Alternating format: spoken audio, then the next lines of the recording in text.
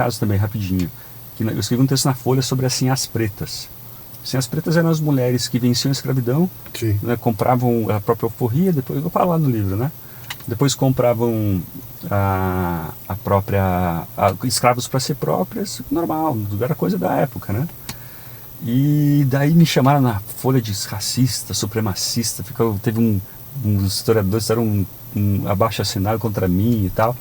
Cara, daí nessa hora você vê minha mãe me ligando assim, pô, tô falando na internet que você é racista. Muito bem, mais um Leadercast. Eu sempre começo contando como é que o meu convidado veio para aqui. Isso é um caso antigo, né, cara? Eu fui fuçar agora e eu descobri que a gente conversou, eu conversei com ele nos primórdios do Leadercast. Nem era Leadercast, não tinha nem nascido o Leadercast ainda. Era junho de 2011. A gente fez uma gravação. Tá no ar até hoje. Vocês podem ouvir o Café Brasil lá com Guia Politicamente Incorreto da História do Brasil. Era o livro que apresentou o Narlock pro Brasil, né? E a gente depois conversava de vez em quando, trocava alguma ideia, alguma coisa assim. Aí eu lançou o livro novo, eu mandei uma mensagem para ele, vamos conversar? Já. Então estamos aqui mais uma vez.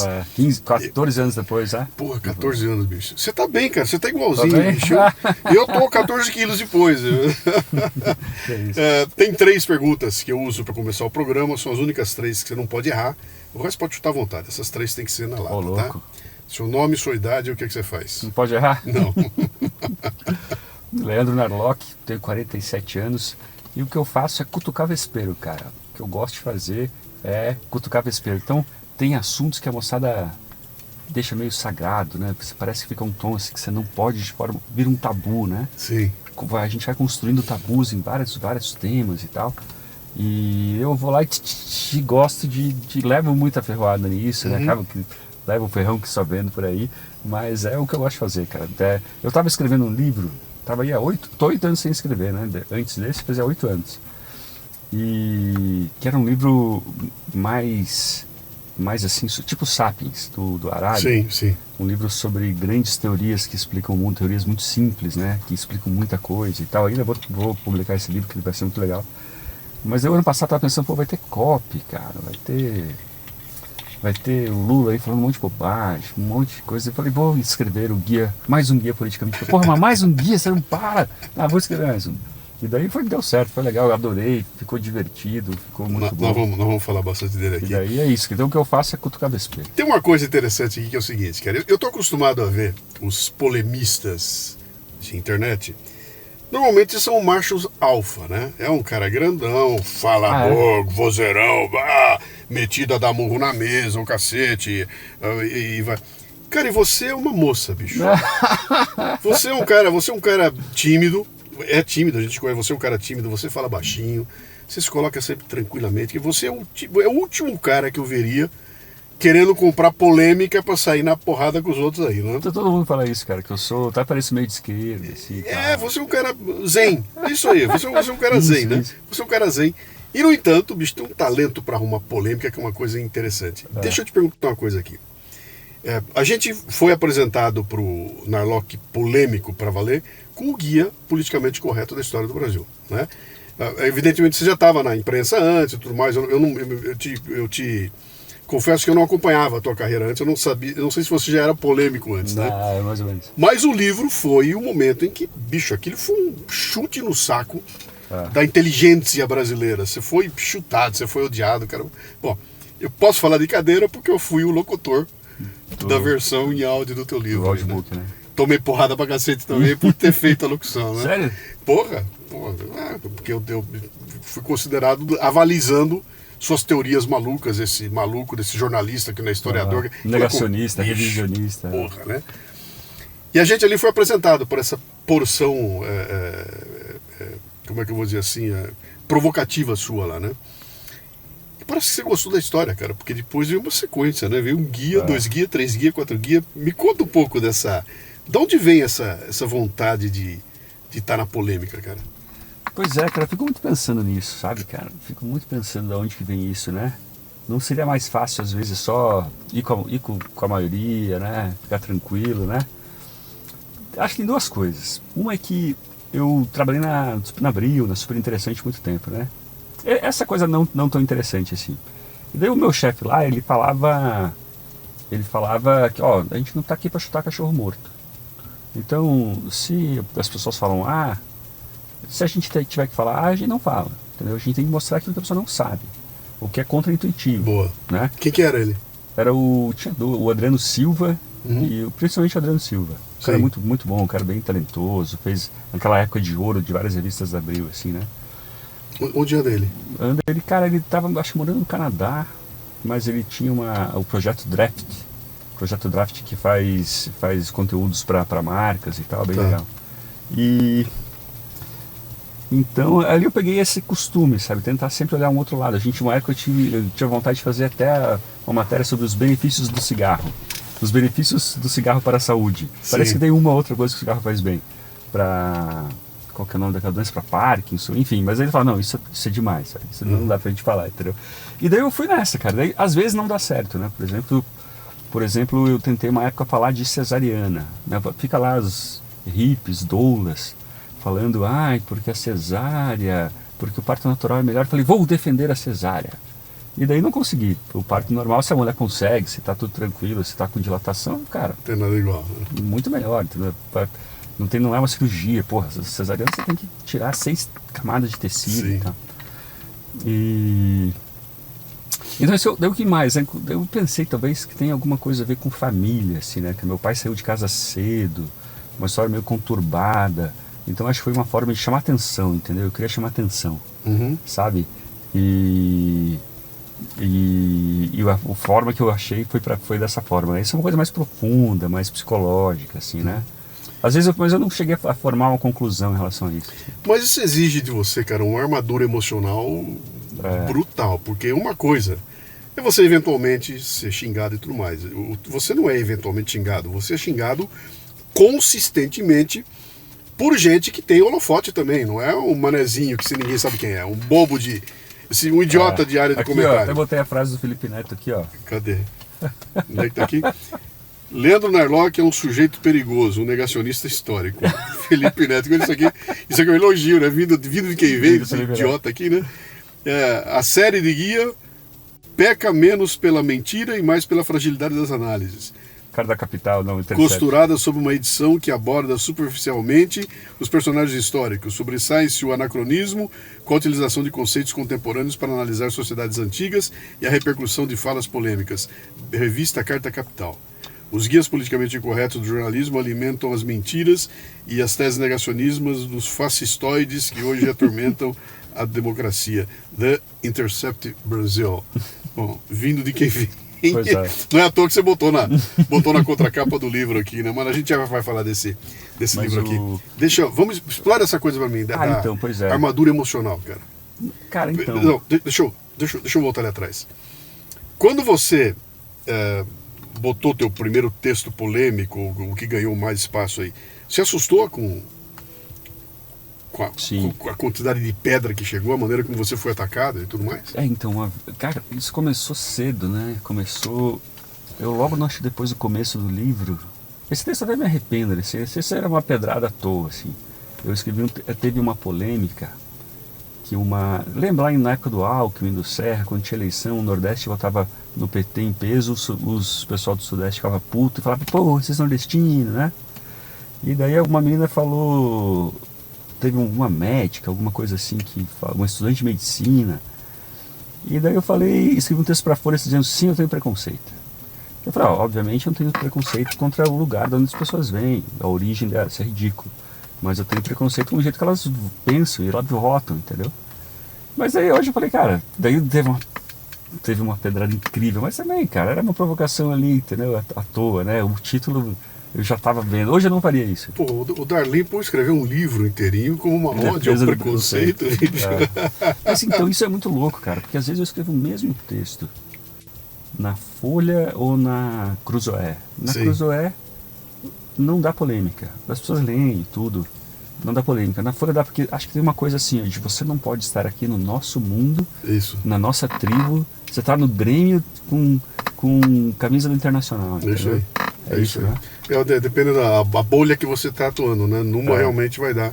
Eu vejo isso comigo, cara. Eu faço... Quando tá na minha rede, não acontece nada, cara. Saiu da minha rede e foi para outro lugar, meu Deus do céu, cara. Ah, é? Já fui cancelado também de montão, porque saiu num outro lugar, que é um lugar que não tá acostumado, né? Onde tá na minha bolha, é o povo que me segue, já me conhece a ironia, sabe que eu tô brincando, alguma coisa assim.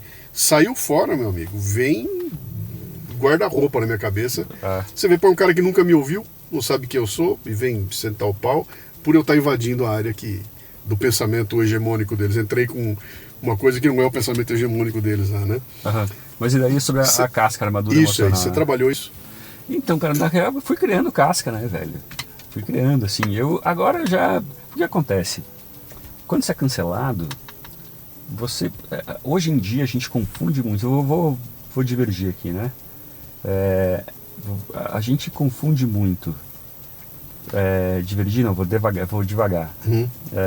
A gente confunde muito sucesso na vida com sucesso virtual. Então eu conheço pessoas assim, eu já entrevistei muitas celebridades, 6 milhões de seguidores e tal, e cara, a pessoa, você encosta nela, ela começa a chorar, assim, não tem nenhuma estrutura emocional, entendeu? E a pessoa depende de todo o sucesso da rede, né, cara? Eu conheci pessoas que, assim, o twitteiro super famoso, e o cara passava o dia com um cigarro e café e no Twitter, assim, sozinho, sem amigos, sem tomar banho, sabe? E daí ali eu já me falei, cara, eu não quero essa vida, assim, eu quero a vida de ter o meu mundo pessoal, normal. Uma pessoa normal, né? Então quando acontece isso, quando o cancelamento é injusto, muita gente te ataca, mas ao mesmo tempo muita gente fica do teu lado. Né? Então, porra, você tem família, tem os amigos, seus vizinhos, né? Então, por exemplo, quando teve um caso pra mim que foi muito triste, né? A história da CNN, que eu estava trabalhando na CNN, e daí eu defendi a doação de sangue por homossexuais, mas eu falei, olha, não vamos se enganar. Os homossexuais têm muito mais HIV, os homens fazem muito mais sexo entre eles. Eu lembro disso. E daí acabou que foi bem ali em 2020, no auge dessa cultura de cancelamento, assim, né? E daí ali dividiu tanto a sociedade, assim, que, cara, me ligou ministro, me ligou, sabe, pessoas assim, falei, caraca, essa pessoa me ligando, tipo, que ficaram muito do meu lado. Eu devia ter feito uma campanha de Pix essa hora, velho, que... Ficaram do seu lado, então. Ficaram muito do meu lado, eu me senti muito obrigado, assim, entendeu? E daí ao mesmo tempo, e daí você leva na boa. E é muito engraçado outra coisa, cara. Teve outro caso também, rapidinho, que eu escrevi um texto na Folha sobre as Sinhás Pretas. Sinhás Pretas eram as mulheres que venciam a escravidão, né, compravam a própria alforria, depois, eu vou falar no livro, né? Depois compravam escravos para si próprias, normal, era coisa da época, né? E daí me chamaram na Folha de racista, supremacista, teve uns historiadores que deram um abaixo-assinado contra mim e tal. Cara, e daí nessa hora você vê minha mãe me ligando assim, pô, tô falando na internet que você é racista. Eu falei, cara, essa foi pior que a CNN, velho. Foi assim, emocionalmente foi pior, tá ligado? Porque racista hoje é quase como ser leproso, entendeu? Você tá na categoria do nazista, na categoria do é o piorista que você pode ser chamado. É bom que seja assim, se a gente pensar bem, né? Se você for na definição do racismo, o que é racismo, cara, é uma indignidade. É lógico. Agora, quando o pessoal pega esse rótulo e começa a aplicar ele à torta direita, ele perde a força dele, ele dilui, né? Ele inflaciona. Ele dilui, vira, como é que chama aquele... O remédio que dilui na água, como é que chama? Vira homeopatia. É homeopático, cara. Não é mais um tarja preta, né? Que eu prego em você, que não, é...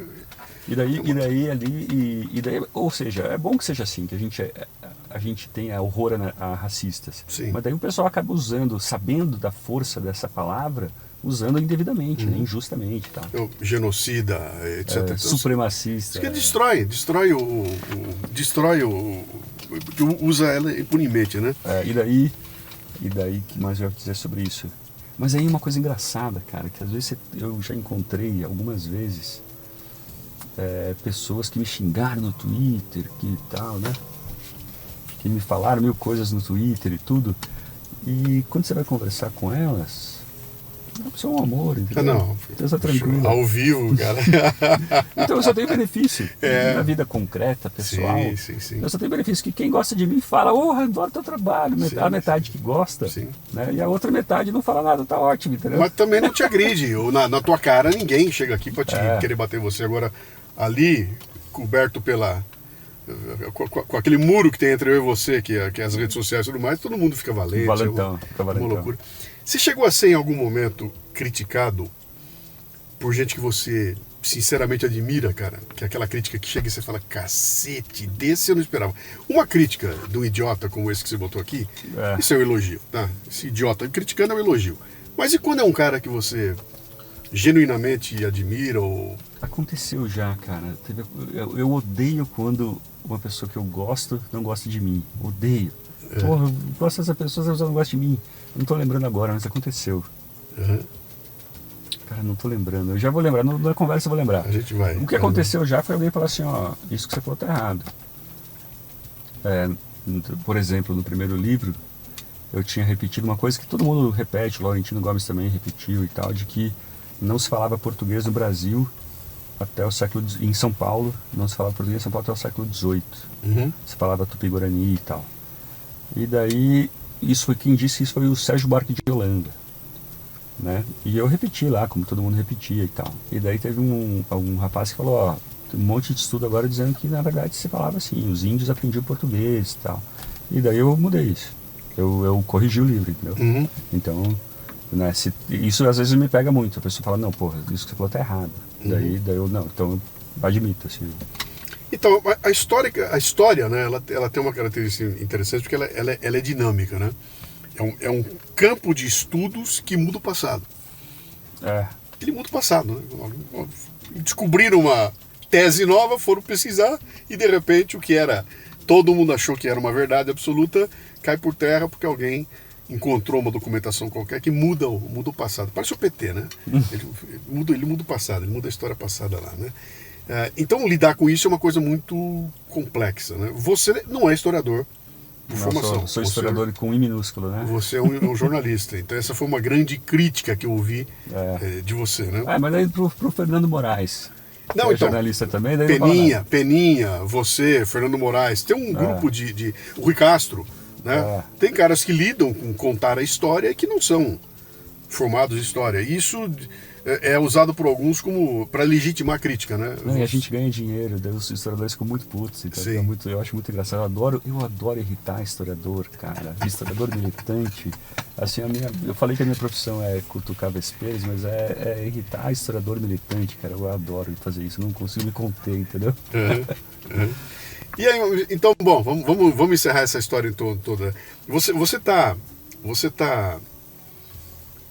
tranquilo com a questão, então, de ser criticado, de saber que você não é unanimidade, que tem gente que genuinamente não gosta de você e que cada vez que você escrever você vai desagradar uma parte e vai agradar a outra. Isso pra você tá tranquilo, não tem... Sim, tô tranquilo. Posso falar mais sobre isso? Assim, é engraçado porque às vezes a pessoa é criticada, ela acaba ficando refém dos críticos. Sim. Entendeu? E isso acaba tolhendo a liberdade, assim, sabe? Então, eu tenho, por exemplo, se diz eu vi na internet para vender uma coleira virtual para cachorro. Ela funciona assim, se você marca um perímetro, se o cachorro começa a se aproximar daquela cerca virtual, começa a dar um som, alguma coisa, um choquezinho, ele volta, entendeu? Daí eu pensei que funciona igual, entendeu? Você não pode ir tão longe, você não pode pensar tão longe. Então você tem aqui a tua liberdade de pensar vai até aqui. Então é bom sempre se cuidar. Tem uns caras que às vezes viram de lado e começam a só pensar em agradar os críticos, né? Chama-se Reinaldo Azevedização. Não é bem assim. Ali tem alguma coisa, tem algo estranho ali, tem uma força estranha funcionando ali que um dia vai ser explicado um dia lá, né? Não, mas eu entendo o que você está dizendo, é isso mesmo, cara, é uma autocensura, né? Mas às vezes também acontece o contrário, cara, que é o seguinte, os meus inimigos imaginários estão defendendo A, então só por causa disso eu vou defender B, então é bom ter esse cuidado. Por exemplo, eu já fui uma vez fazer uma viagem para a África do Sul, e lá eu conheci o Partido Liberal, né, tipo mais ou menos o Partido Novo aqui do Brasil, assim. E eles estavam, a deputada lá, eu conversei com uma deputada, que ela falou, eu virei deputada porque a gente fez manifestações contra, eu fui líder das manifestações contra a cobrança de mensalidade nas universidades. Eu falei, mas como assim? No Brasil a gente tem a pauta contrária. Sim. Eu falei, não, porque a esquerda, o pessoal de esquerda, o governo estava implantando, a gente era contra. Então muitas vezes você se posiciona, não pensando no minhas ideias. Não no mérito da ideia. É de quem trouxe. Na oposição. Sim. Né? Então esse é outro cuidado também que precisa ter, né? Sim. E também de virar caricatura, né, cara? Virar, puta, sou o direitista, então vou... Tem muita gente que vira o Eduardo Bueno, né, cara? Você acaba virando uma caricatura de si próprio. Assim, não, dá muito like se eu agir como eu sou assim. Então eu vou ser mais assim, e mais assim, e mais, e mais. O cara exagera seus próprios traços como uma caricatura. Assim. Mas foi uma coisa interessante agora, o que aconteceu com esse cancelamento que o Peninha teve aí depois da morte do Kirk, né? Que eu vi uma fala dele que foi bastante interessante, que ele falou, tem o Eduardo Bueno e tem o Peninha. O Peninha vai dar um tempo. A partir de agora eu serei o Eduardo Bueno. E ele tem feito alguns vídeos onde você vê que ele genuinamente se esforça para não deixar o Peninha tomar conta. Que ele fala, era o médico e o monstro, né? Quando o Peninha veio tomar conta, é aquela loucura toda. Aquilo para ele era uma coisa histriônica. Mas ele é um cara, ele é um puta de um contador de história, cara. É muito bom ouvir ele contar história. Ele é muito bom. Tá vendo? Chuta pra caralho, mas ele é muito bom contando história, né? E assisti um vídeo, tem uma série que ele lançou recente aqui, ele tá com um podcast novo, alguma coisa assim, onde ele vai, cara, o cara sensato, ele vai falando na boa e o Peninha não aparece, né? Então eu achei esse alter ego dele parou de tomar conta, né? Parou de... Mas isso é outra coisa muito louca, cara, rapidinho aqui falando sobre isso, é que, sei lá, as pessoas que não gostam de mim, mas isso acontece com tudo, assim, com política, você fica sabendo do cara por 2 ou 3 coisas, entendeu? Que ele fala, esse foi aquele cara que falou isso. Sim. Daí ele pode, depois daquilo, falar 1000 coisas razoáveis que não vão chegar a você. Então eu posso, né, se a pessoa for com benevolência, ela pode falar, não, o cara é super razoável, escreveu isso. Mas ela pega só aquilo que... Você quer um exemplo? Né? Quer um exemplo acabado, cara? Esse é o caso do Monark, bicho. É o caso do Monark. Com todo o folclore em torno dele, toda a doideira, todo o fato dele ter bebido, o cara tá bêbado, o cara fumou maconha, o cacete. Quando você ouve todo o episódio, né? Você ouve o episódio dele ter sido cancelado, você ouve tudo, você fala, cara, pera um pouquinho, não tem consistência o que estão dizendo aqui, porque o cara acabou de falar uma coisa, ele classifica essa coisa como coisa do diabo, coisa do demônio, e aí ele muda a conversa para dizer o seguinte, mas eu acho que as pessoas têm que ter liberdade para falar o absurdo que quiser, inclusive para fazer um partido nazista. Quando você ouve o todo, você fala, esse cara não é um nazista, cara... obviamente, né? Ele colocou uma posição muito clara, mas a hora que ele fala aquilo, faz o corte, pega aquele pedaço e vamos destruir o nosso alvo, que é o que precisava, né? Precisava de uma abertura. Ele tem que me dar uma abertura para enfiar meu míssil ali, né? É o caso aqui. E a quantidade de gente que surfou na onda, né, dele, cara, de cancelar o cara. Tem uma fase do cancelamento que é essa, né, de você... como que eles chamam? De a rampa, assim, né? Sim. Todo mundo vai se mostrando leal à causa, assim. Sim. Não, esse cara tem que ser demitido. Não, esse cara tem que ser demitido e preso. Ele tem que ser demitido, preso e expulso do Brasil. E vai aumentando o radicalismo para você se mostrar mais fiel ao latido dos outros, assim, né? Sim. Então é muito... Eu fiz um post. Você assistiu o Jovem Frankenstein? Não. Você não viu até hoje? Não vi. Acabei de perder toda a admiração que eu tinha por você. É um filme do Mel Brooks. Pra mim, talvez a maior comédia já feita na história do cinema até hoje. É absolutamente genial. O Jovem Frankenstein. É absolutamente genial o filme. Eu sou tão entusiasmado, cara, que eu fui ver a história, eu fui atrás, fui comprar livro a respeito, pra entender como é que um cara faz uma obra com esse nível, né? De quando o filme? Cara, esse filme é de 77, 78, alguma coisa assim, final dos anos 70, né? É uma paródia, ele pega a história do Frankenstein e cria a história de novo, porém com uma pegada de comédia, só que é genial, cara, os atores são geniais. Bicho, eu não tenho argumentos aqui pra dizer você pergunta pra mim, os 3 melhores filmes que eu já vi na minha vida, esse é top 3, pra você ter uma ideia, tá? Tá pau a pau com Apocalipse Now, com o Poderoso Chefão, ele tá ali, né? Mas ali, por que eu tô falando isso pra você? Que tem uma cena muito legal lá, que ele empresta do Frankenstein original, que é o pessoal da cidade indo perseguir o monstro. E é uma turba que vai se juntando, e aí eles saem na rua, é uma cidade antiga, lá em algum lugar do centro da Europa, né? E aí eles pegam as tochas, e vai todo mundo, aquela turba com a tocha na mão, e você sabe que a partir de um determinado momento aquilo é incontrolável. Se aquela turba encontrar o monstro, eles vão linchar o monstro por qualquer razão, cara. Porque foi não crescendo, que o único jeito que eu vou ficar satisfeito aqui é quando eu ver você, enforcado, desmembrado, com seus membros expostos e a terra onde você morava salgada. Né? Esse é o final.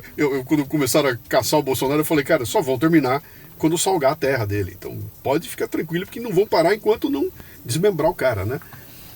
Mas essa coisa que você falou, a turba vai crescendo, chega uma hora, ela encontra, ninguém mais breca aquilo, cara. Ninguém mais breca aquilo. E você quer, o pessoal chama de virtuoso, como que é o nome? Tem outro nome, não é virtuosismo. Exibicionismo moral, né? Você quer parecer... Virtue signaling, né? Sinalização de virtude. Não, tem um outro termo que é o moral, é o virtuosismo moral mesmo. Eu quero esbanjar moral, assim, né? E daí, essa pessoa, todo mundo já está contra o cara. Eu preciso ser contra de forma mais radical ainda. E daí o terceiro, não, eu preciso ser mais radical que você, entendeu? Porque assim, como é que você faz para ganhar status numa sociedade, né?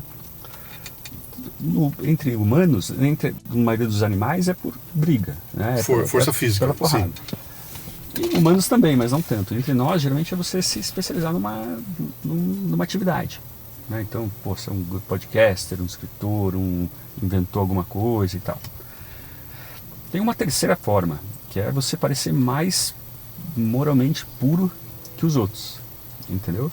Então muita gente que quer às vezes ascender, tá doido ali tá querendo subir, é meio narcisista e tal, essa pessoa ela recorre ao exibicionismo moral, entendeu? Isso é bem interessante. Isso é interessante, cara. E a internet está repleta de gente assim, né? Mas então, vamos voltar ali atrás um pouquinho, que eu fugi um pouco do formato do programa aqui. Porque normalmente eu dou uma sondada na pessoa antes da gente começar a falar aqui, mas com você é irresistível, né? Você nasceu onde, Leandro? Curitiba. Curitibano, cara? Paranaense. Você tem irmãos? Tenho 2 irmãs, cara. 2 irmãs. A minha família de Curitiba é uma família muito assim, classe média, problema de grana, sempre dinheiro contado, assim, qualquer coisinha a mais não pode, entendeu?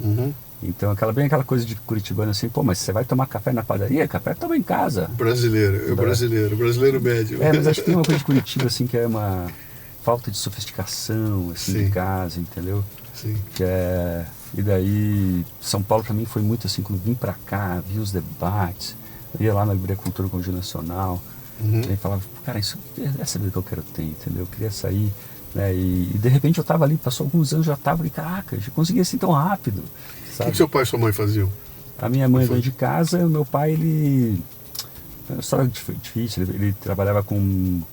Ele era engenheiro químico, mas era incorporador, fazia móveis, depois foi trabalhar no Mato Grosso, daí nessa hora meu pai e minha mãe se separaram, e daí, enfim... Nenhum dos dois com letras, nenhum dos dois metido com jornalismo, comunicação, nada disso. Daí eu e meus irmãos, a gente começou a se virar em casa desde muito cedo, então eu com 18 anos, fui sozinho para o Peru, para a Bolívia, já tinha meu dinheiro, eu dava aula particular, a gente leva muita aula particular, né? Sim. Então, uma irmã minha até hoje faz isso, tem outra tem escola de inglês e tal. Como é que você chega no jornalismo? Cara, isso é muito louco, velho, é uma história legal também. Eu fazia técnica em mecânica no Cefet, né? Cefet é uma escola federal super boa, a do Paraná era a melhor do Brasil, assim. Tinha um exame super difícil, um preparatório para você entrar na escola, tipo um vestibular, era mais difícil que o vestibular, né? Para entrar no ensino médio. E daí eu fiz mecânica, muito legal, né? Se mexer em fundição, tinha um forno de fundição dentro da escola, uma usina de fundição. Tinha o torno mecânico. Esses dias eu fui numa loja, uma fábrica de plástico, tinha lá um torno que eu mexia, eu sabia mexer naquele torno. Mas aí no 8º período, o professor estava dando uma aula sobre encaixes, né? Coisas que não são nem parafusadas nem fixadas, elas são só encaixadas. Sim. E ele falou, não, isso aqui é um encaixe muito comum no virabrequim, porque no virabrequim tem esse encaixe, porque o virabrequim tem isso. Então eu levantei a mão e falei, professor, o que é virabrequim? Daí a turma toda e o professor assim, Daí o professor, gente, vocês já estão no 8º ano, no último ano, no 8º período. Você não sabe o que é virabrequim? Talvez você devesse mudar de profissão, entendeu? Porque é o principal peça de motor de um carro. E daí eu falei, quer saber, eu acho que... Todo lugar errado. E daí eu lembro que eu fui, aos poucos eu ia, assim, no centro de Curitiba, ia para um lugar que tinha teatro, tinha uma leitura dramática, né? Leitura dramática é quando os atores estão se preparando para iniciar uma peça, eles ficam em cadeiras ao lado, cada um levanta e lê dramaticamente, né? Sem cenário, sem figurino, sem nada, né? Eu adorava aquilo. E daí fui me metendo, eu lembro que fiz uma lista assim, história, letras, filosofia, sociologia, jornalismo. Jornalismo risquei, jornalismo não. Daí minha mãe acabou falando, não, pô, faz jornalismo, não sei se você pode pensar em todo o resto. Acabei que entrei em jornalismo. Lá em Curitiba? Lá em Curitiba. Era hippie, sabendo, uma vez fui eleito o cara mais bicho-grilo da escola, da faculdade. Eu usava uma bata de pano de prato. Cheguei, vi uma loja assim que vendia pano de prato, comprei um e falei, mãe, faz uma roupa pra mim. Ela fez uma roupa de pano de prato. Eu era muito hippie, velho. Era muito bicho-grilo. Que ano era isso, cara? 90. Puta, e era um hippie temporão, bicho, porque em 99 os hippies já tinham ficado meio que pra trás, né? Aqui faculdade é faculdade. Ainda tem hoje, se você for lá na Fefelec, lá você vai ter alguns ainda que estão... Eu era aqueles pé sujo lá, cara. Eu era aquele lá. E aí, cara, como é que é? Porque se você era daquele tipo lá, você tinha uma visão romântica do mundo, aquela coisa toda que tá muito perto da esquerda e tudo mais, né? Super, não, eu fui muito de esquerda há muito tempo, cara. E se pensar bem, os valores... continuam os mesmos, cara. Isso é uma coisa que o pessoal tinha que entender melhor, né? Tá bom o microfone assim? Não preciso virar ele mais aqui? Não, tá bom, é só assim. Tranquilo, tranquilo. Por exemplo, se você... as pessoas... A esquerda acha que a pessoa, quando ela vira à direita, ela deixou de se importar com os pobres. Sim. Cara... Tem uma hegemonia de pauta deles, né? Que essa pauta é minha. Essa preocupação é minha, isso aqui é meu, então trata você como um ogro insensível, né? Então, por um lado, eu só entendi melhor, por exemplo, baixar os lucros das grandes empresas. A esquerda é super a favor disso. Qual a melhor forma de baixar os lucros das grandes empresas? Concorrência. Né? Você tem concorrência, livre concorrência, a empresa tem que se virar para ganhar dos outros. Porra, abrir mercado, baixar a alíquota de importação e tal. Mas a esquerda é contra. Caraca, eu continuo dependendo. Por que eles são contra? Então, eu continuo no meu valor lá dos anos 90. Né? Pobreza, mesma coisa. Porra, os países que mais... Enfim, isso é o papo econômico que a gente já está cansado de saber. Então, para mim foi um clique com isso. Daí eu fui estudando, cara. Teve uma entrevista do Pondé de 2007, que ele falava sobre o pensamento conservador, o pensamento britânico, né, o pensamento clássico, assim, de, olha, a prudência é importante. Se a sociedade está organizada dessa forma hoje, talvez porque tem alguma razão que a gente ainda não descobriu, então vamos com calma, né? Não vamos tentar fazer uma teoria de gabinete aqui e criar uma sociedade nova do nada, assim. Né? E daí ali eu fui mudando. E aí a gente entra em outro assunto, cara, que é legal. Ali em 2007, 2006, talvez um pouco antes, né? Deixa eu ver, nos anos 2000 ali, com o Lula 80% de aprovação e tal, começou a ter no Brasil, não sei se você é fruto disso também, você viveu isso, né? Começou a ter no Brasil uma curiosidade à direita. Então começou a ser elegante você destoar do PT, assim, né? Aquela época ainda era ser leproso ser de direita, né? Sim. Eu lembro que em 2010 o Serra, a CBN perguntou para ele, você é de esquerda ou de direita? Ele falou, não, eu sou de esquerda. Ele é o cara contra Dilma, né? E... Quando começou a acender uma luzinha para nós de que talvez houvesse um teatro muito bem organizado, que o ícone da direita na época era o Fernando Henrique Cardoso. Construído pelo que teoricamente era o seu antípoda, né? Que era a turma da esquerda do PT construiu uma ideia de que o Fernando Henrique Cardoso era o ícone da direita, como é que é, o privatizador, o neoliberal, o cacete todo, né? Depois nós fomos ver lá na frente que não era bem assim. Total. E E daí começou a ter, né, essa curiosidade, assim. Então eu lembro dos Wanderblogs, né, que eram uns blogueiros. Tinha muito blogueiro na internet no começo, ela parecia assim o Substack hoje, né? Tinha blogs muito bons, textos e tal. E daí ali eu fui conversando com um amigo. Eu lembro que a gente ia num bar, tinha lá o livro dos melhores textos do Wanderblogs, né, o Alexandre Soares Silva, o Rui Goiaba, que hoje estão na Cruzoé e tal. E daí em 2008, se não me engano, tem o Tropa de Elite, né, que tem aquela cena que pra mim ali é ser um marco da nova direita brasileira, que é do Matias na escola, na PUC. Ele fala, vocês são um bando de maconheiro, porra. E ali, né, ali foi um clique, assim, cara. Daí no ano seguinte, no final de 2009, começo de 2010, eu lancei o livro. E daí eu acho que meio que engrossei essa onda, né? Muita gente assim, caraca, velho, eu sei, teu livro, eu desconfiava de tudo que você falava, mas eu não sabia dizer. E, né, uma vez um guri me escreveu e falou, cara, teu livro me tirou da esquerda, assim, e era o Kim Kataguiri, né, com 17 anos e tal. E foi, né, eu acho que eu fui meio que produto dessa onda que estava surgindo e ajudei essa onda a crescer, né? Desembocar em 2013, né? Pra desembocar naquela loucura de 2013, porque ali foi que aflorou realmente. Tem uma outra visão, aquele adesivo do menos mais Mises, menos Marx, aquilo foi. E o Olavo tem razão, né? Aquela pregada nos postes, aquilo foi sensacional, cara. Foi animal. E daí logo em. O que eu ia falar agora, velho? E naquela época não tinha Bolsonaro, né? Então, o Bolsonaro ainda estava surgindo. Olha que coisa interessante você está falando aí, cara. Quando você bota a coisa lá para 2006, 2007, 2008, você pega o Reinaldo Azevedo decolando com a revista. O Diogo Mainardi. A revista do Reinaldo, como é que era o nome dela?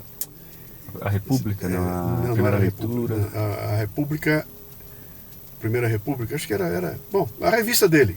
Cara, eu consumi aquela revista do número 0. Aquilo pra mim era religioso. Eu falei, cara, que coisa fabulosa. E ali tinham ideias fabulosas. Ao mesmo tempo, em paralelo, True Outspeak do velho, né? O Olavo com o True Outspeak. Ele tá me trazendo uma outra. Então, começaram a surgir essa demonstração de que talvez existisse uma outra forma consistente, né? E com começo, meio e fim, com lógica de enxergar o mundo. Que não era só aquela que me foi ensinada a vida inteira, né? E daí, 2016, o Dória ganhou a eleição em São Paulo, foi 2016, né? Acho que foi. Falando, tem que privatizar mesmo, primeira vez que, em vez do Alckmin lá de 2010, que se vestiu, 2010 não, 2006, né? Que o Alckmin se vestiu com os logotipos das estatais e tal. Sim. O Dória ganhou a eleição falando que vou privatizar mesmo, tem que ser só empresário, quer saber, eu sou rico e sou empresário. Tem um texto do Dória, tudo bem, ninguém gosta do Dória mais hoje, mas ele foi muito importante ali, né? Que ele fala assim, pergunta pra ele, a Erundina, se não me engano, pergunta, você é rico, você é milionário, você não pode ser prefeito? Ele fala, sou rico sim, sou rico, ganhei meu dinheiro honestamente e não estou na política para ganhar dinheiro. Aquilo também foi uma mudança de chave, assim, né? Foi muito importante, cara. Enfim, daí chegou o Bolsonaro, meio que essa elegância, essa curiosidade à direita, ela acabou um pouco, assim, eu acho, sabe? Ela rolou uma ressaca, né? Então, por exemplo, no começo, você pega pessoas meio de centro hoje, assim, né? O Pedro Bial, o Nelson Mota, eles eram entusiastas do meu livro, né? E acho que não sei como é que estão hoje, talvez ainda sejam, né? Mas parou de ser chique ser à direita, entendeu? Eu acho que tem alguma coisa assim, velho, não sei. O que você acha? Cara, eu vi com muita curiosidade esse processo todo, porque ele foi natural. Ele não foi algo que foi imposto, não foi uma coisa assim que, sabe, algumas cabecinhas tomaram conta da academia, da imprensa e criaram um movimento forçado. Foi natural, cara. Não, super, foi de baixo para cima. Foi surgindo porque era inevitável, né? Quebrou-se uma barreira. Até então existia uma barreira. Tinha uma barreira que te proibia ter acesso a escritores, a livros e tudo mais. Foi um trabalho que o Olavo fez, que ele tem todo esse mérito, que ele foi apresentando pra gente nomes que internet, cara, muito nunca cedo. ouvi falar. Deixa eu ver o que tem aí. E você abrir, então, uma barreira foi caindo junto com isso. Surgiu a rede social, surgiram os smartphones, aí ninguém mais conseguiu segurar porra nenhuma. Então, é como se tivessem...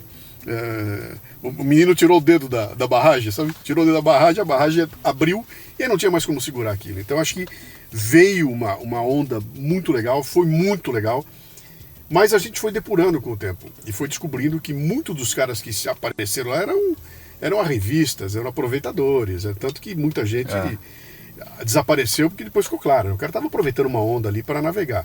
E acho que nesse processo cria-se uma certa desilusão no meio do caminho, né, cara? Puta, eu tinha postado todas as fichas e esse filho de uma puta, olha aí, cara, não é nada disso, esse cara me enganou e eu vou ficando desiludido e cada vez fica mais difícil eu manifestar o entusiasmo que eu tinha por essa direita, então, né?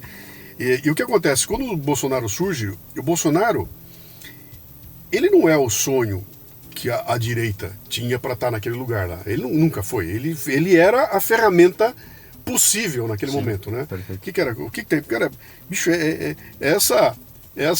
esse martelo mal feito, horroroso, torto, mas é o que tem, entendeu? Essa é a única arma que nós vamos ter para derrotar, e a gente vai lá e dá o suporte, derrota e bota o cara lá, sabendo, cara, das limitações dele.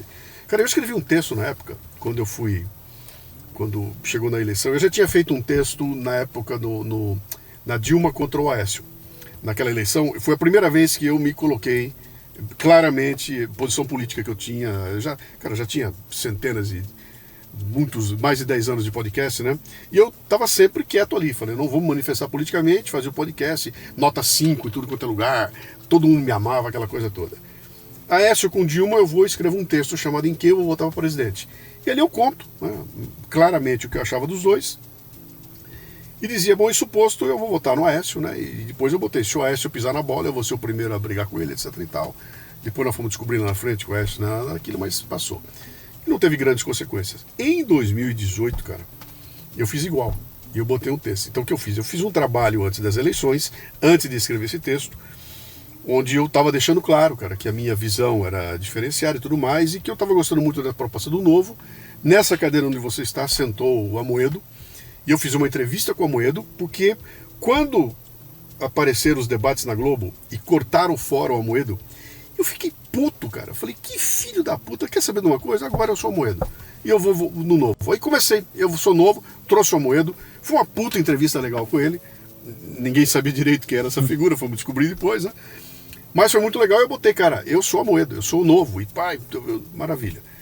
Quando chegou perto da eleição, tava a movimentação próximo da eleição, eu olhei para aquilo e falei, cara, não vai dar Novo de jeito nenhum. Aí eu escrevi um texto, virou podcast, cara, esse texto viralizou de uma forma brutal, chamado Em Quem Eu Vou Votar para Presidente. E ali eu explicava, item por item, quais eram os candidatos e por que eu ia votar no Amoedo. O texto era todo assim, pá. Quando chega no final do texto, eu falo muito bem, isso posto, já entenderam minha posição perfeitamente. Agora vamos ao que realmente interessa. O Amoedo, naquela ocasião eu botei assim, o Amoedo é o campeão mundial peso médio, cara. Ele é muito bom e ninguém é melhor do que ele nisso. Só que a luta é peso pesado. E o peso médio, ele não vai aguentar, cara. Não tem como ganhar essa luta de jeito nenhum. Então eu vou anunciar a vocês que a partir de agora, o meu candidato é o Jair Bolsonaro. E eu vou contar o que é que vai acontecer. E aí eu escrevo. Item por item, cara, o que vai acontecer? O Bolsonaro vai, se ele ganhar, ele vai ter problema com os filhos, ele vai passar 4 anos infernais, ele não vai construir porra nenhuma, porque ele só vai tirar toco, e ele vai se atacar, ele não vai precisar de esforço nenhum para ser demonizado, basta ele abrir a boca, vai ser um inferno. Mas daqui a 4 anos, talvez a gente tenha uma chance de, nessa terra onde foi nivelado e tirar os tocos, construir alguma coisa interessante na sequência, nos 4 anos que virão depois. Então meu voto é do Jair Bolsonaro. Meu amigo, daquele dia que eu publiquei o negócio, pô, eu tenho um gráfico que uma hora eu te mostro. Onde você publicou? Eu publiquei um pouco antes da eleição. Mas onde? Publiquei nas minhas redes, nas redes sociais e como podcast. Eu transformei isso em 2 ou 3 podcasts, né? Cara, eu tinha uma curva de audiência de podcast, na época eu estava, pelos critérios de medição da época, que são diferentes hoje, mas eu tinha lá, 800 mil downloads mês de podcast. Eu publiquei o texto caiu para 500 mil Nossa. em uma semana. De 800 para 500 mil. Eu perdi 300 mil downloads de uma semana. Minha nota, que era 5 em tudo quanto é lugar, virou 4,2. Eu passei a ser um na época não tinha bolsonarismo ainda, né? Não tinha sido criado isso. Eu passei a ser um direitista nojento, até hoje, né? Esse cara é um absurdo, pá. E aí eu entendi que havia acontecido algum fenômeno nessa movimentação toda da direita, e que tinha se conseguido criar um grande fantasma, né? Se você não votar no pessoal do amor, etc e tal, você é um puta de um ogro fascista, você vai matar negro na rua, aquela conversa, lembra a conversa? Ele vai matar índio, vai matar negro, e você que votou nele é igual, né? Então, o que eu enxergo dessa história toda é um trabalho muito bem feito de desconstrução, e que não precisou de muito, porque era o Bolsonaro, cara.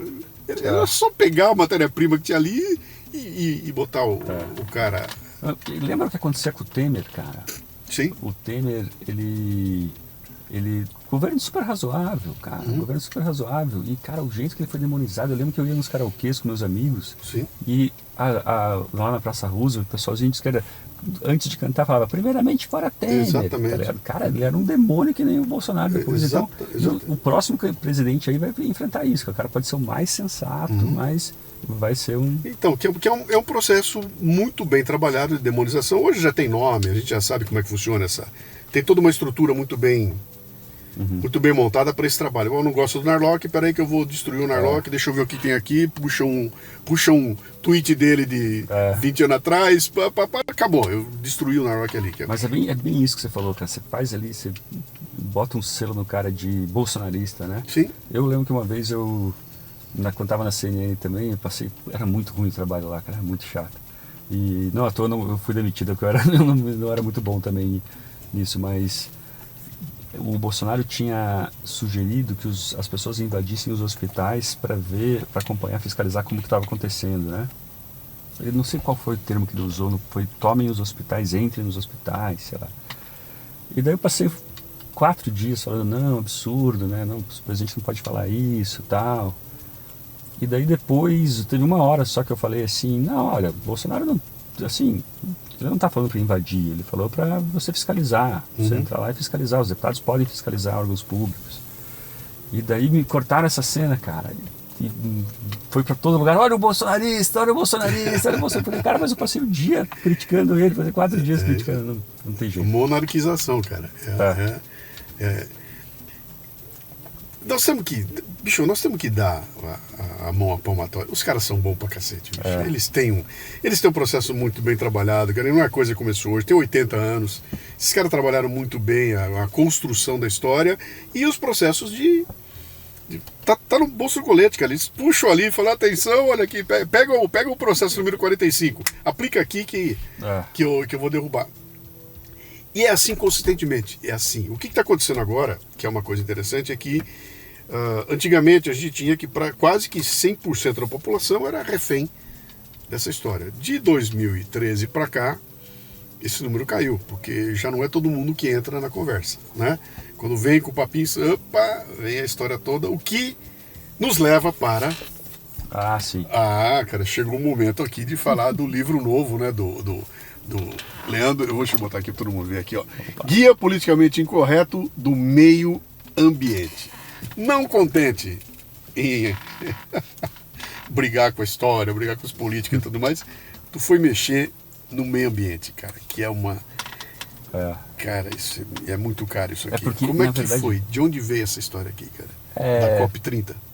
Então, como eu estava falando antes, né? Assim, ó, eu gosto desse assunto já desde 2015, quando eu li um texto sobre um manifesto ecomodernista, né? uns ambientalistas gringos lançaram esse manifesto que falava o seguinte, olha, tem bilhões de pessoas... Bjorn Lomborg?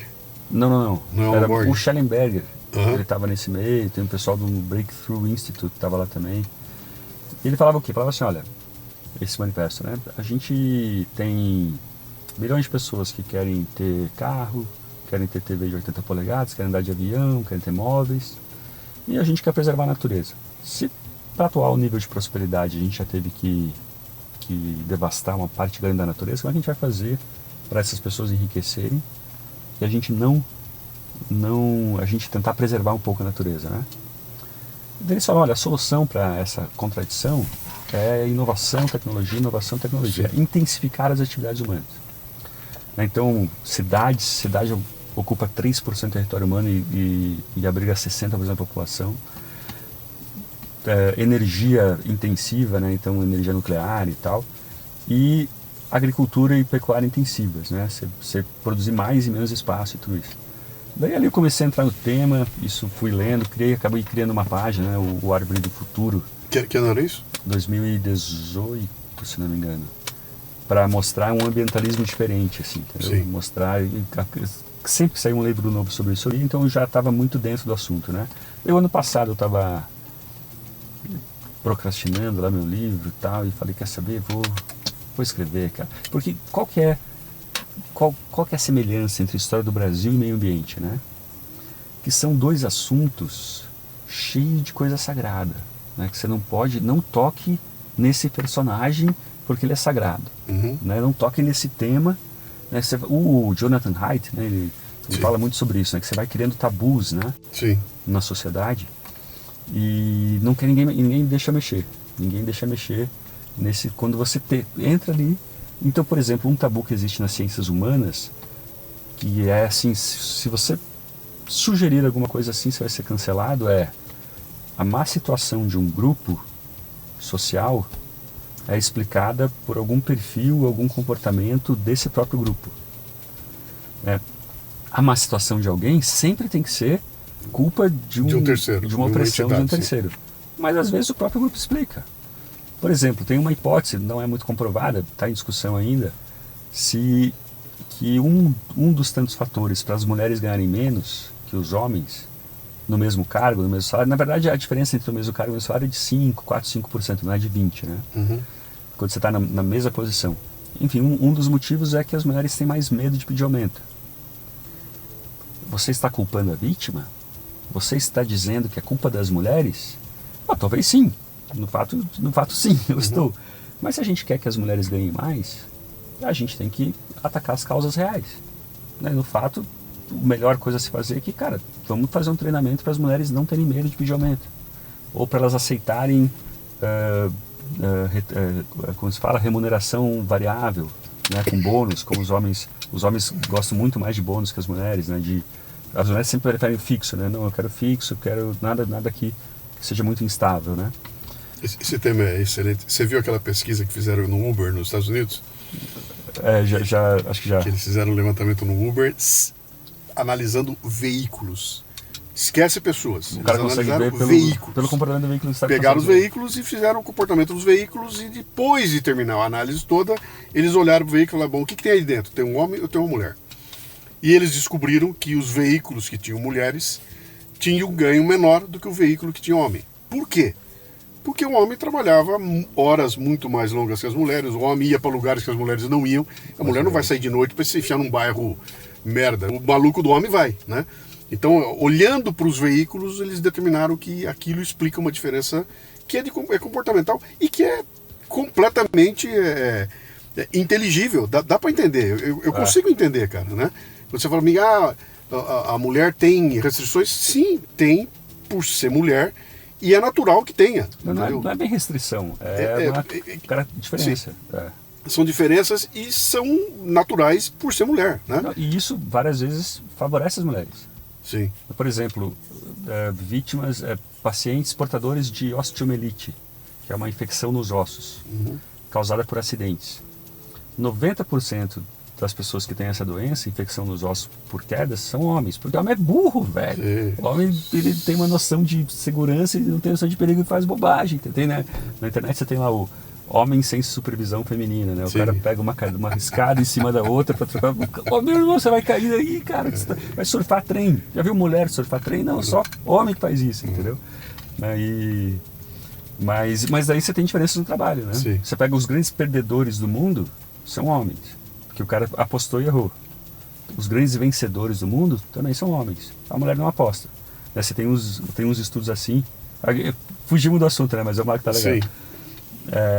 Tem estudos assim, olha, fazem Vamos fazer contas de aritmética, contas de matemática.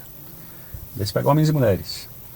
Daí, agora você quer apostar que você está entre os 20 melhores?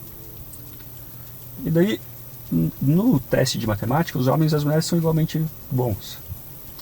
Mas os homens piores, eles tendem a apostar mais que as mulheres melhores. Entendeu? Então, é muito louco. Então a mulher sempre fica na média e o homem está entre os piores e os melhores. Tem um outro argumento aí que é uma delícia, cara. Como é o nome daquele banqueiro indiano que criou o Banco dos Pobres? Sei.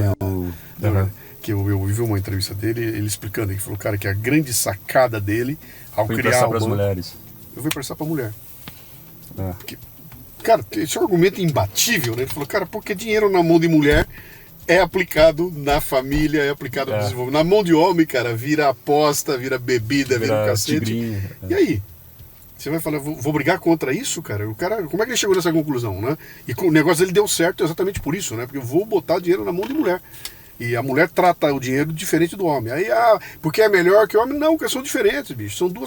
São dois tipos de performance diferentes. Uma complementa a outra, mas aí vira arma de discussão, a gente já fugiu. Volta pro mas tema, então, volta pro... E daí tem esses tabus, né? Como eu estava dizendo, esse é um deles, né?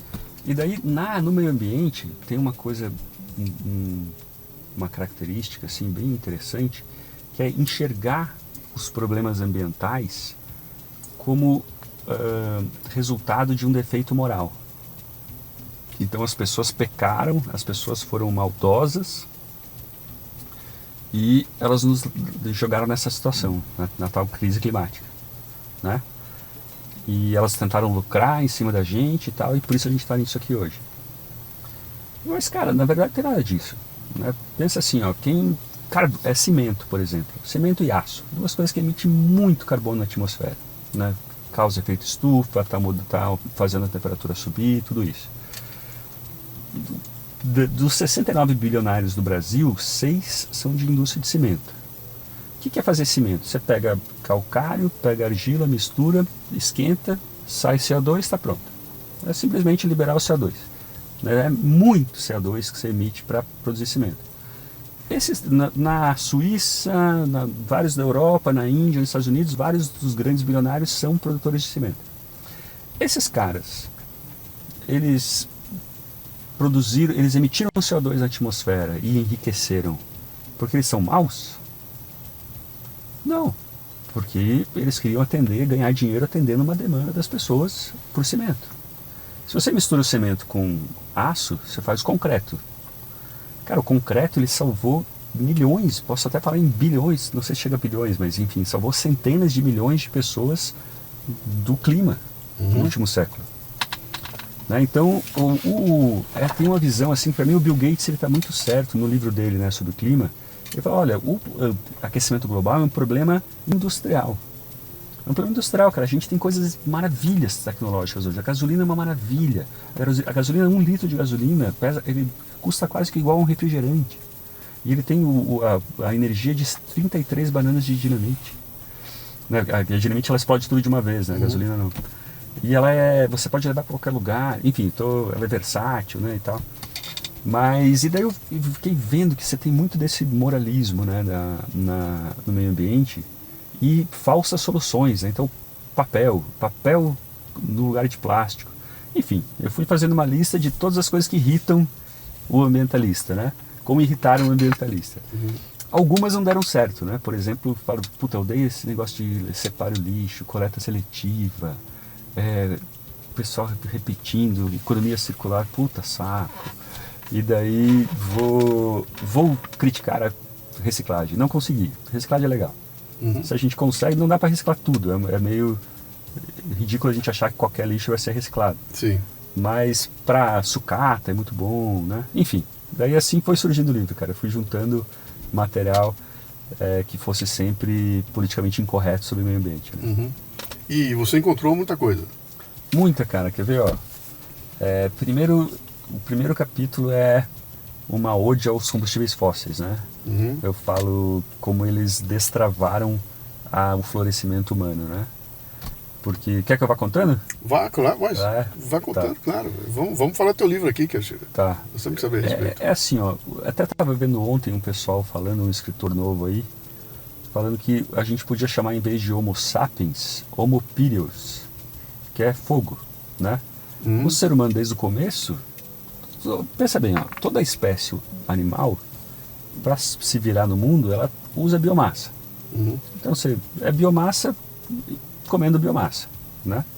Você tem animais, um animal come outro, a biomassa comendo biomassa. A gente também, né? A gente às vezes era comido por tigre, né? Um médico amigo meu falava, cara, feijão com arroz de tigre é gente, cara. Que tigre na história evolutiva? O tigre que mais comeu foi gente, tá ligado? E muitas vezes a gente matava o tigre e tal. Pra gente se vestir, a gente usava biomassa, lã, né? Pra ter energia, a gente queimou muito, né? Carvão, etc. Daí você tem lá várias épocas da sociedade do mundo, quando você descobriu os metais, né? A fundição, a metalurgia, para isso você precisava de lenha, para os fornos, para as fornalhas. Então você tem lá no Rio Tinto, né, a região da Espanha romana, no Chipre, na China medieval, você tinha sociedades que elas começaram a se desenvolver, instalaram uma fornalha do lado de uma floresta, começaram a ter ferramentas, ter máquinas, né, muita gente começou a fazer cidades, a população foi crescendo, de repente não tem madeira. Acaba. A armadilha malthusiana, assim, né? A sociedade encolhe, crise, as pessoas vão embora, acabou. Aconteceu no mundo todo, né? Tem registro disso. Estava para acontecer na Inglaterra. Quando tem relatos, né, de reis, de pessoas pedindo ao rei, desliga as fornalhas, cara, a gente tá sem madeira. A gente quer ter barril de madeira. A gente quer ter móvel, e não dá, porque toda a madeira vai para a fornalha. O preço da madeira estava subindo, quando de repente pensaram, cara, tem essa pedra fedorenta aí no chão, né, o carvão mineral, todo mundo já conhecia o carvão mineral, mas era uma coisa meio de pobre, assim. Vamos usar ela pro forno. E de repente você descobriu que você tinha uma bateria embaixo da terra, você tinha uma bateria infinita, né? Tinha energia incrível, né? Cara, você vê os gráficos, a partir do momento que a gente começa a usar carvão e depois petróleo e tal, a população humana estava reta assim, né? Por milênios, ela crescia muito pouco, de repente se multiplica. Né? Você tem um gráfico exponencial. A economia, a mesma coisa. A expectativa de vida, a mesma coisa.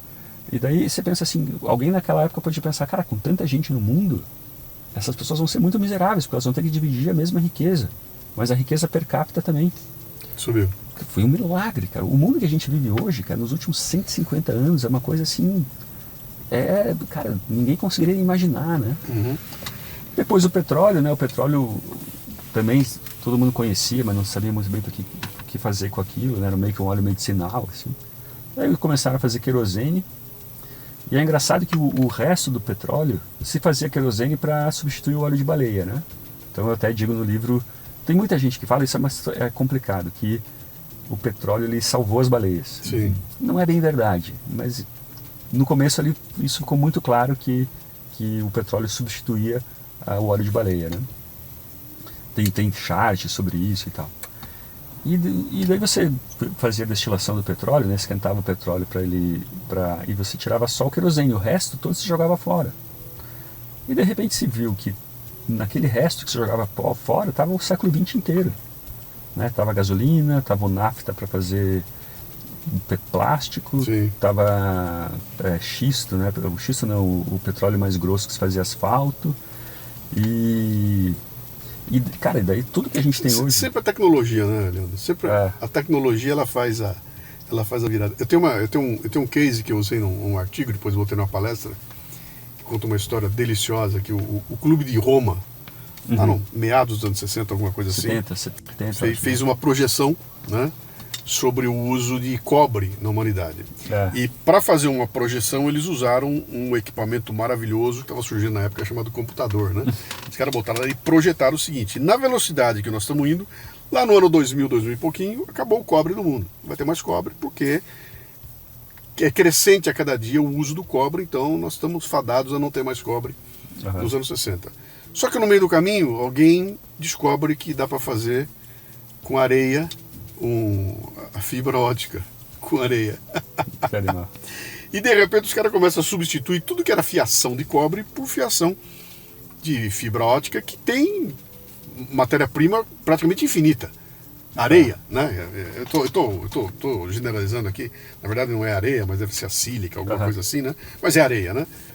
Então esse breakthrough tecnológico muda completamente a projeção que tinham feito ali pela frente, né? Cada vez que surge uma dessa aí, a história muda outra vez. Então, eu acho que nós estamos aqui a algumas horas de distância, se já não aconteceu, de algum maluco descobrir uma célula fotoelétrica, fotovoltaica aí com um nível de eficiência tão brutal, cara, que vai mudar a história completamente, cara. Não, que já aconteceu, né, cara? O preço do megawatt hora de energia solar caiu 99% em 4 décadas. Muito louco. Sim. Então alguém vai descobrir um jeito aí de... Isso aí é um salto, né? Dá um salto que de novo a coisa vira. É claro que isso... Eu não acho que isso seja...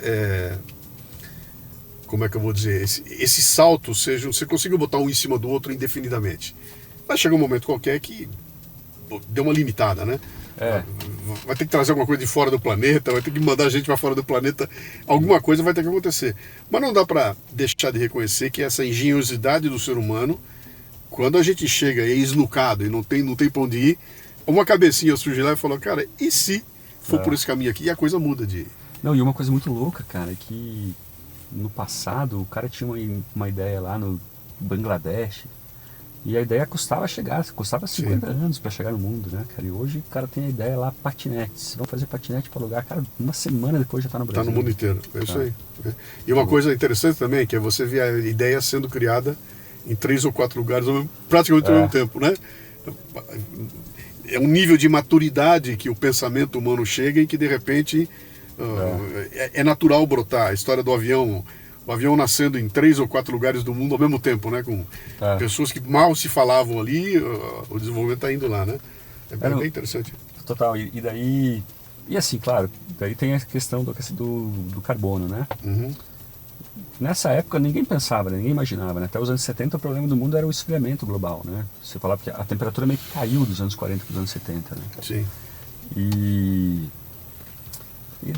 Ou seja, todas essas maravilhas tecnológicas, cara, você pega hoje uma gasolina, ela tem um agregado de inovações ali, uma inovação em cima da outra, né? Como a gente vai competir com isso, cara? É muito difícil, né? E o que eu ia dizer mais? Que daí você...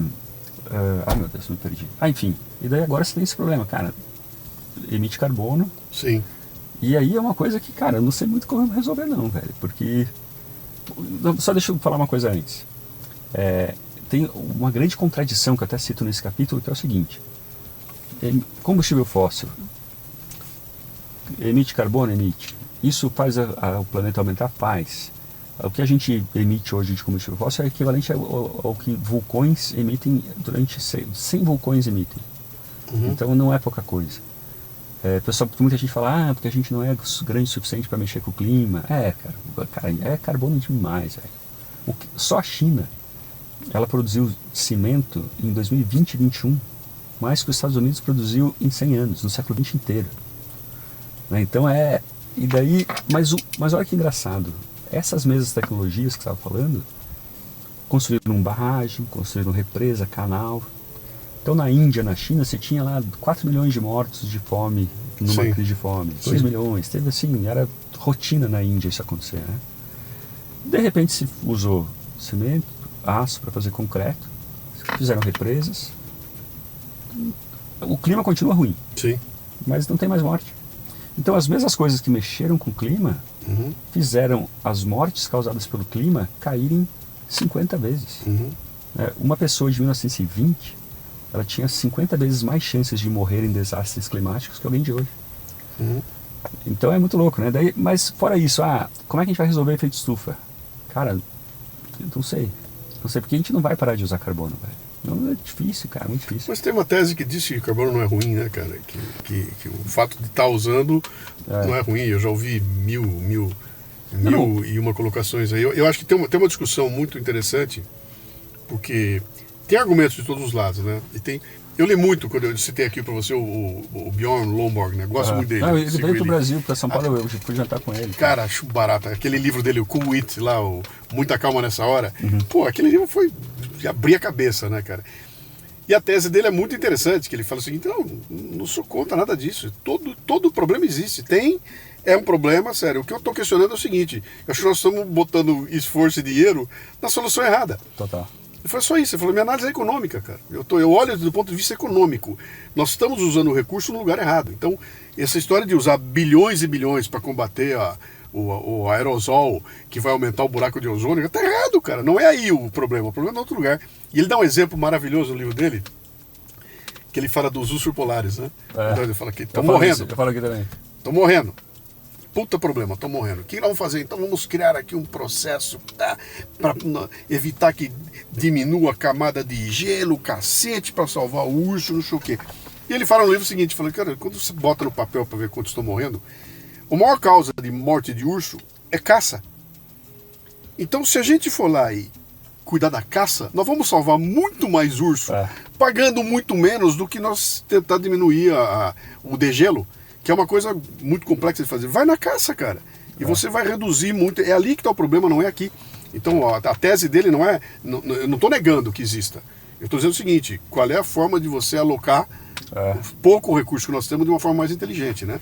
E é sensacional o livro dele, né? Não, eu digo aqui que sabe que o urso polar entrou em extinção nas propagandas sobre aquecimento global, né? Porque não é verdade. Não, tá, a população de urso polar está aumentando muito, muito. Às vezes até por causa do aquecimento global, porque você tem menos gelo, tem mais peixe, entendeu? Tem mais alimento e tal. Essa é uma das fake news que eu cito aqui de clima, né? Mas não, cara, o dióxido de carbono é o gás da vida. Sim. Não existiria vida na Terra se não tivesse dióxido de carbono. Não existiria planta e não existiria animais. Se não tivesse dióxido de carbono, a temperatura da Terra cairia 30 graus. Né? A gente viraria uma era do gelo, a gente morreria, entendeu? Mas o problema é que a gente está emitindo esse valor a mais, né? Daí é muito... Então, eu imagino o seguinte, você no teu livro aqui deve ter feito uma coletânea aqui de temas importantes, eu acho legal, Guia Politicamente Incorreto do Meio Ambiente, do Leandro Narlog, da Avis Rara, né? Tem que comprar e é preciso ver isso aqui. Mas a questão toda que fica aqui é o seguinte, cara, eu acho que nós temos já argumentação suficiente para questionar esses malucos que vem com essas histórias todas. Já tem argumento suficiente. Quem tiver um pouquinho de não vou nem dizer boa vontade, um pouquinho de honestidade intelectual, sabe? Vai olhar aqui e vai falar, cara, pera um pouquinho, já tem o suficiente para desconfiar desses discursos. Isso que você falou, eu até digo no livro sobre isso, cara. Tem que a gente vai na solução errada, né? Cara, isso o Bill Gates acabou de falar isso. Aliás, ele fez uma mudança agora brutal, né? Ele deu uma guinada no discurso dele. Total.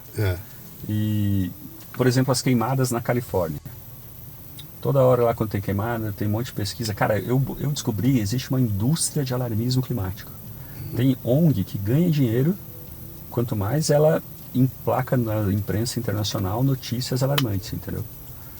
Patrocinada pela Bezos Foundation e tal, sabe? Então é um ecossistema em que todo mundo se beneficia validando o alarmismo dos outros, entendeu? Que no caso, não precisa nem ser climático. A questão eu preciso botar você apavorado. Eu preciso você apavorado. Eu preciso você com medo, desesperado. Porque você apavorado, com medo, desesperado, teu grau de criticidade, teu grau de... Você vai tomar decisões que eu consigo te provar. Então, alarmismo de pandemia, alarmismo climático, alarmismo de violência, alarmismo, de todo lado tem uma conversa tem assim, um alarmismo, né? Sim, o mundo vai acabar amanhã. Vai acabar amanhã. Sim. Não, e, por exemplo, daí a queimada, né?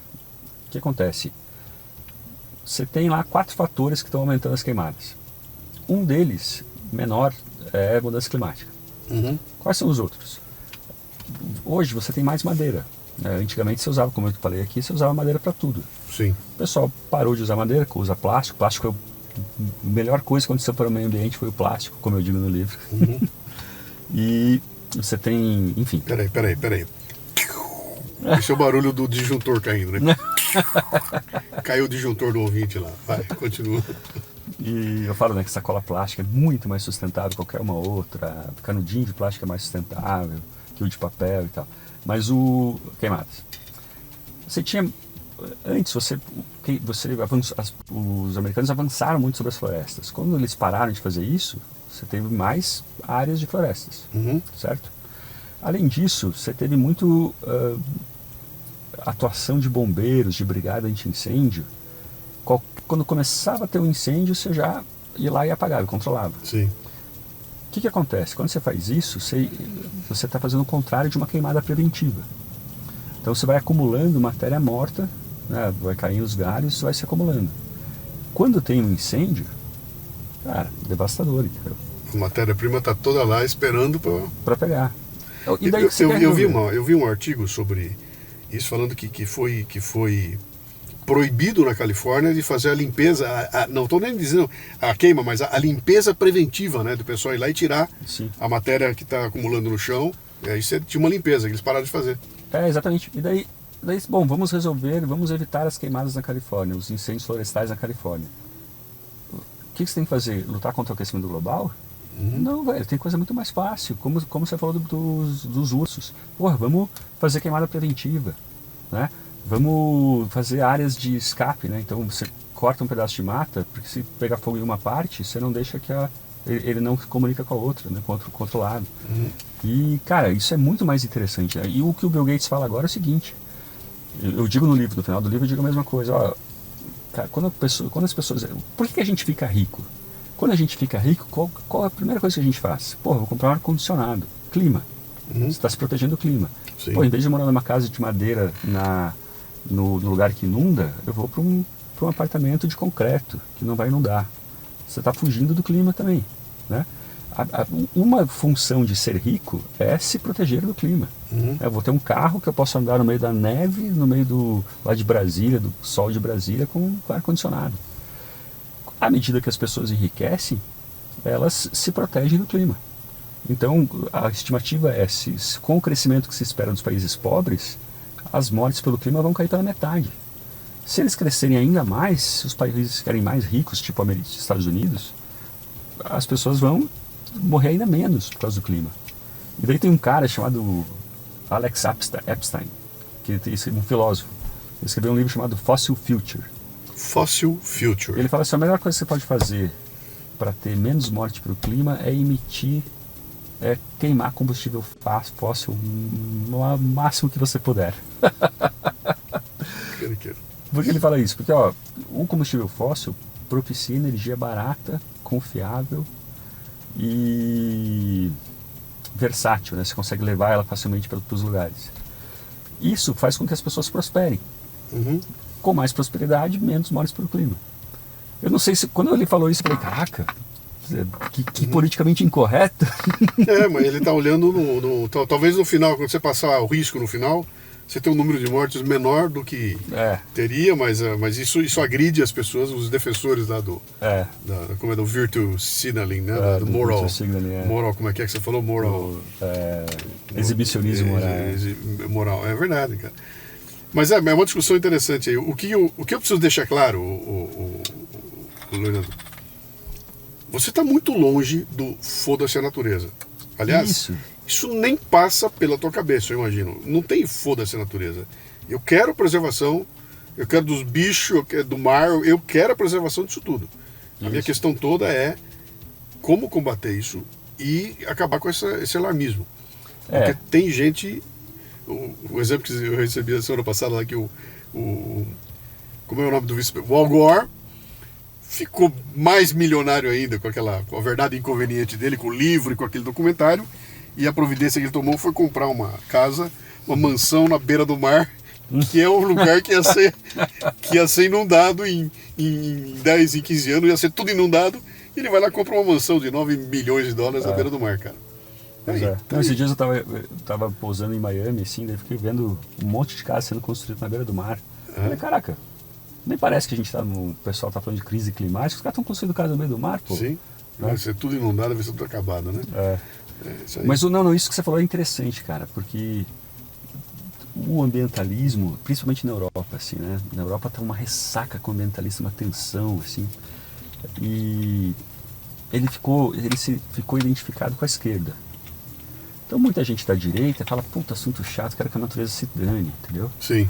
E na verdade, cara, pô, a gente gosta da natureza, entendeu? Até eu fui pro Mato Grosso, entrevistei muito agricultor lá, e o cara falou, cara, eu adoro floresta, velho. Pô, eu nunca, mesmo se eu pudesse, eu não ia tirar a mata que tem ao redor do rio. Porque ele é nascente, pô, a gente vai ali na cachoeira e tal, entendeu? Leandro, eu fui pra lá, fiz o interior do Mato Grosso de montão, fiz circuito da ProSoja 2 vezes, fiz 21 palestras na primeira, 17 na segunda, visitei inteirinho o Mato Grosso, né? E eu ia lá com uma curiosidade genuína. Eu chegava na cidade, eu até criei uma página no Facebook, eu preciso até recuperar esse material e botar ele de novo em evidência, chamado Luciano Pires e o Circuito da ProSoja. Cada cidadezinha que eu chegava, eu fazia uma série de posts ali, onde eu ia, então eu cheguei numa cidade aqui onde o problema é o índio. Vamos ver o que está acontecendo aqui. Ah, diz que é assim, assim, assim. Eu vou conversar com os caras. Eu conversei e descobri que é assim, assim, assim. E eu fazia ali descobri coisas maravilhosas lá, né?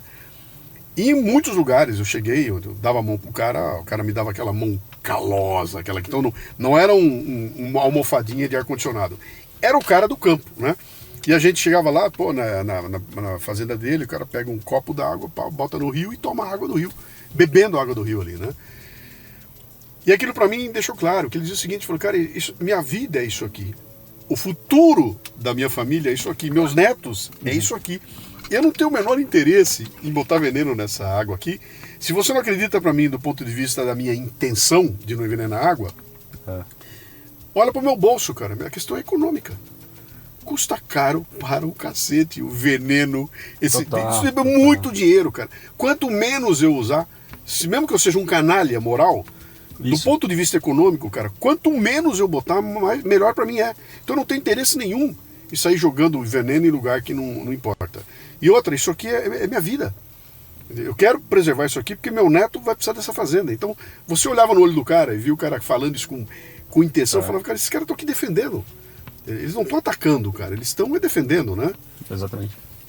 Mas aí vem uma onça e come o bezerro do cara, aí o cara vai lá e mata a onça.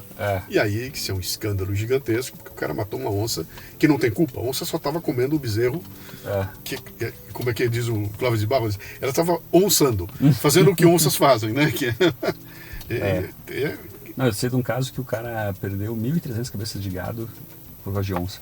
Imagina que isso é alguns milhões de reais. Sim. Mas mesmo assim cuidava das onças, tinha um projeto para cuidar das onças e tal. Essa é uma questão aí difícil de resolver, né?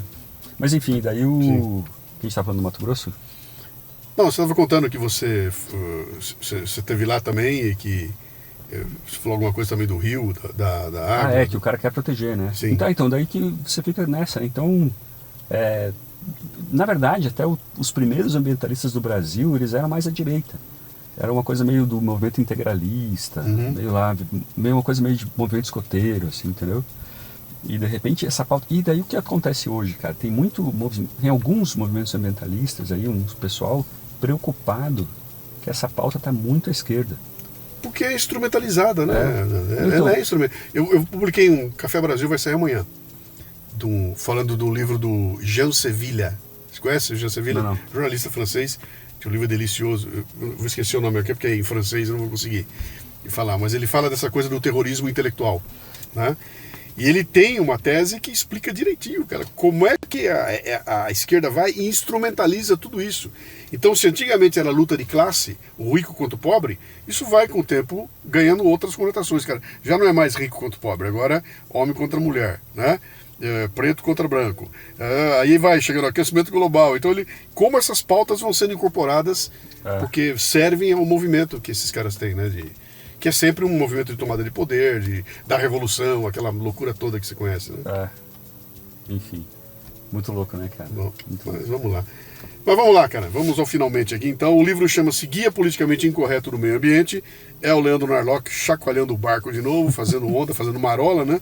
E já está à venda? Já saiu? Já tá no quinto mais vendido do Brasil aí, na não ficção, tá indo muito bem, cara. Que legal. Fiquei muito feliz, assim, né? Porque tá bem divertido. Então eu falo sobre plástico, falo sobre como o plástico salvou as tartarugas. Aí tá super bem editado, cara, muito legal. Primeira linha aqui, parabéns, cara, que legal. Falo da COP também. deixa eu só... Eu não vou nem entrar na cópia aqui, vou esperar acabar. Eu te chamo de novo você aqui. Deixa eu botar uma coisa interessante. Eu quero recuperar uma história que você me contou lá atrás, naquela nossa conversa de 2011, porque aquilo ficou marcado. Eu uso aquilo em muitos lugares, né? Eu lembro que você sentou para conversar comigo, eu falei, Leandro, como é que faz para ter um livro best-seller? E você me contou a história do Guia Politicamente. Eu vou recuperar o que você contou e você depois dá a tua tinta aí. Você falou para mim o seguinte, falou, cara, eu vinha de jornal, eu vinha da Exame, eu vinha da Veja, sei lá de onde. E eu falei, cara, eu vou escrever um livro, tô cheio de amigo, os caras vão divulgar e o livro vai fazer sucesso. E aí você fez o primeiro insight do livro, mandou pro teu editor, ele falou, pô, tá muito sério isso aí você trouxe de volta, botou uma pegada mais bem-humorada, mais light, mais provocativa, e o editor que ia fazer teu livro saiu e foi para uma outra editora. E aí falou, eu vou lançar teu livro aqui. E lançou o teu livro. Você falou, cara, o livro saiu, eu com aquela expectativa, e não aconteceu nada. Você falou, 2, 3, que não aconteceu nada. De repente, não sei de onde, por alguma coisa do destino, acho que o Nelson Mota e o Rui Castro, alguma coisa assim. O Pedro Bial e o... Dão uma notinha no Globo e no Jornal do Brasil, falando bem do seu livro. E você falou, cara, no dia seguinte, uau, começou a vender. É isso mesmo? Não, isso mesmo, cara. Porque naquela época, cara, isso é muito louco, né? Faz o quê? 15 anos. E como era diferente, assim. Então, se a Veja desse uma matéria sobre o teu livro, 2 páginas positivas, cara, na semana seguinte estava na lista dos mais vendidos. Né? Era assim, certo. Ou se você fosse para o Jô Soares, né? Acabou que eu fui para o Jô Soares, mas demorou, assim, um pouco mais. E daí eu lembro que eu tinha um contato na Folha, que eu tinha escrito uns artigos lá para eles, e trabalhava na Veja. Mas eu pedi demissão da Veja, cara, antes do livro sair, porque eu briguei com meu chefe lá e tal. E daí eu pensei, daí eu perdi um contato, mandei pra Folha e não me responderam. Na Veja tava brigado. Daí fui alguns contatos, nada, cara. Daí eu falei, bom, vou tocar a vida, né? Vou tocar a vida. Daí daí de repente eu descobri que ia ser pai, né? A gente tomou um susto assim, minha mulher, a gente descobriu que ela estava grávida. E daí naquela semana o Pondé escreveu na Folha uma coluna rasgando elogios ao livro. O Pedro Bial falou no Twitter, nem tinha conta no Twitter, eu fiz uma conta no Twitter para responder. E daí o livro entrou na lista dos mais vendidos em janeiro e ficou por 150 semanas só consecutivas, assim, né? Eu nunca tive dinheiro, cara. Quando eu pedi a demissão da Veja, eu lembro que eu tinha me depositado assim a rescisão, eu tinha 17 mil reais na conta, né? Eu falei, caraca, eu tô rico, velho, 17 mil, meu irmão, que animal. E daí de repente comecei, caraca, aquela história de que Deus dá um prato de comida para cada filho que você tem. Sim. Foi muito mais que o prato de comida, assim, né? Sim. Deu muito certo, assim, cara. Mas então, quanto disso você reputa a sorte? Como é que você já parou para analisar o processo e falar, cara, sim. Quanto disso é sorte, cara? Pô, a puta sorte, o Pondé escreveu um artigo. Se não fosse o Pondé e fosse o José, talvez não desse o efeito. Sim. Se não fosse a Folha e fosse a Gazeta do não sei o que, talvez não desse o efeito. Mas era o Pondé escrevendo um artigo na Folha de São Paulo naquela hora. Então, quanto disso você reputa como sorte, cara? Pouco, velho. Acho que... Não, se você pensar bem, 100%, né? De eu estar no ambiente certo, estar com as ideias certas e tal, mas eu sabia fazer... Porque na Super Interessante a gente fazia capa falando qual capa que vai vender, qual que é o assunto da moda. Eu lembro que uma campeã de vendas, talvez seja a capa que até hoje mais vendeu na Super Interessante, era de Tropa de Elite. Antes do filme estourar, a gente estava ouvindo comentários, cara, tem que ser Tropa de Elite. A gente mudou, eu lembro que eu participei dessa decisão. Ó, vamos derrubar essa capa atual e fazer em uma semana a gente faz uma matéria nova sobre Tropa de Elite. Né? Estourou de vender. Em 2008. Então eu sabia apresentar a informação do jeito que as pessoas que iam gostar. História do Brasil estava na moda, né? O Laurentino tinha lançado o livro dele. Sim. E daí eu embarquei na mesma onda, assim, sabendo que o público ia curtir, né? Então acho que tem um talento meu aí, não vou modéstia às favas, né? Acho que eu consegui ler a época, né? Você você alimentou a sorte. Você deu espaço para tá tudo na mão aqui, vai, trabalha aí. Dei chance pra sorte, assim, sim, né? Sim. Por aí, cara. Legal isso aí. Mas claro que teve sorte junto, né, cara? Foi muito louco, né? Legal. Meu caro, muito bom conversar com você aí 15 anos depois. Eu espero que a gente não faça uma nova conversa daqui a 15 anos, cara. Vamos sim, porra, por que não? Tem que ser menos, né? Tem que falar mais vezes, né? E espero, eu já estou feliz aqui, ganhei o livro dele, já está autografado em meu nome aqui. E vou correr ler, cara. Vai ser uma festa aqui, espero que ele arrebente. Olha lá, ó, Guia Politicamente Incorreto do Meio Ambiente, cara. Quem não comprar, tá perdendo espaço, tá perdendo tempo aí. Valeu, Luciano, sempre um prazer estar aqui. Grande abraço. Você tá com redes sociais? @Leandro Narlock? @L Narlock, me segue lá, tô publicando vários vídeos sobre o livro. Tô publicando vários vídeos lá nas redes do Instagram com trechos do livro, você vai gostar. Sempre tem um cupom de desconto que aparece lá também na Amazon, na Livraria Leitura. Entra lá que é bom conteúdo. É L Narlock. @L Narlock. Tá bom. Seja bem-vindo, meu caro. Beleza, Luciano? Grande abraço.